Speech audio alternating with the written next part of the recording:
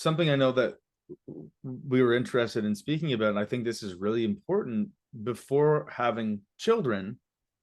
If there is an argument between the couple, it's no big deal. They can just have the argument and sort it out and work through it. And there's no one else in the house anyway to observe it or to be affected by it. How does that change when there's now kids involved? Let's say there's an argument that's, between the mom and the dad, or the mom and the mom, or the dad and the dad. And now there's a discussion that's happening that's maybe more intense and negative in tone. What counsel do you give for parents in dealing with those sorts of arguments now that there are children in the picture as well? Yeah, so conflict resolution skills are more important than ever. Sure. So if before I could maybe avoid conflicts, that's not doing conflicts well. And the children can actually learn from how their parents handle conflicts, right? So if they observe, oh, okay, there's a disagreement. My parents are upset at each other, but they also can watch how we repair again after conflict, how we connect again, how we compromise, how we resolve something. Those are actually really useful skills for kids to learn. That's the stuff they need on the playground and later on in life. If we disagree or if someone is angry, that's not the end of the world.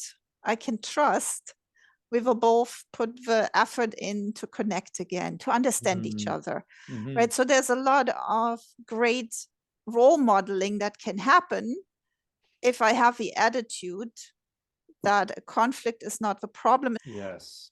But if I don't know what to do, how to resolve it, or if it stays unresolved, if it becomes the permanent energy or feeling in the home, is like there's this permanent conflict that doesn't ever get resolved. What I'm hearing is that ends up spiraling out in different ways, but that is more of the issue for the child in observation, is when they see that conflict not getting resolved for a sustained period of time. Mm-hmm. Yeah, because that breeds resentment between the parents and contempt, and those are really lethal. That we have a disagreement is not a problem at all. Yeah. That's life. We can not always agree. But then what we do with it, that we both trust, where we have both feet in this relationship, we're going to work this out. Yeah, it also changes as your children get older, right? Because there's an awareness, their awareness is increasing and expanding. And so once they develop the language and they understand what you're saying and they hear the words and they can understand to a degree what the disagreement's about, it certainly changes the environment and the energy as well. I know with our son, who's the oldest, he's 6.5 now. So he certainly has by far the most heightened awareness, and he's very empathetic and has good social skills. So he picks up on all this stuff.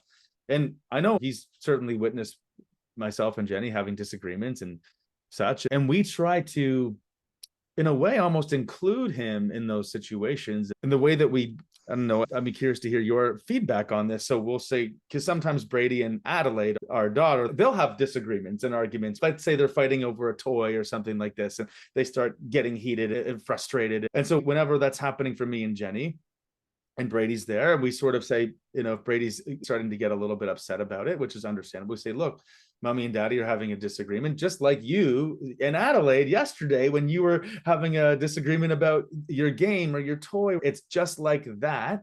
And adults, we tell Brady, adults have that same thing happen to them too. And so we're going to work this out now, and we're going to work through it, and then it's going to be okay. And so we allow him to sort of feel that and move through it with us. And then at the end, he sees us hug and kiss, and then we sort of move on. And then he sees that, oh, okay, this actually doesn't have to be as big a deal because, 20 minutes later, we're hugging and kissing and making dinner together. I'm curious to hear your insights and feedback on sort of that scenario as it plays out. Yeah, and I would say that is exactly perfect. That at least one parent explains and says, this is what's happening. You don't need to worry. We're working it out. And of course, you can only do that convincingly if you're actually working it out with your partner. Sometimes there's these ideas, oh, we only fight behind closed doors. The kids still feel the energy. They know. But they're not able to watch the process and realize that the process is good, is normal, is natural of disconnect. Now we need to talk, we need to connect. At the end, we're hugging, we're kissing, we've made up. We're actually closer than before, probably, after that conflict, because when we work through conflicts, it brings us closer. That Mm. fosters attachment. Mm-hmm. Mm-hmm. If I sweep conflicts under the carpet and I become resentful and make passive aggressive comments, that's a way more challenging climate for kids. Because it's confusing. It's It's very, confusing, becomes very right? confusing. They don't know how to make sense of it. And Yeah. kids often make things mean something about them. Right. That is natural just from the more egocentric worldview a child has. I must have done something. This must be my fault. It's my fault. Yeah. Right? So it's really good to let the children know this is what's happening and look how we're resolving it.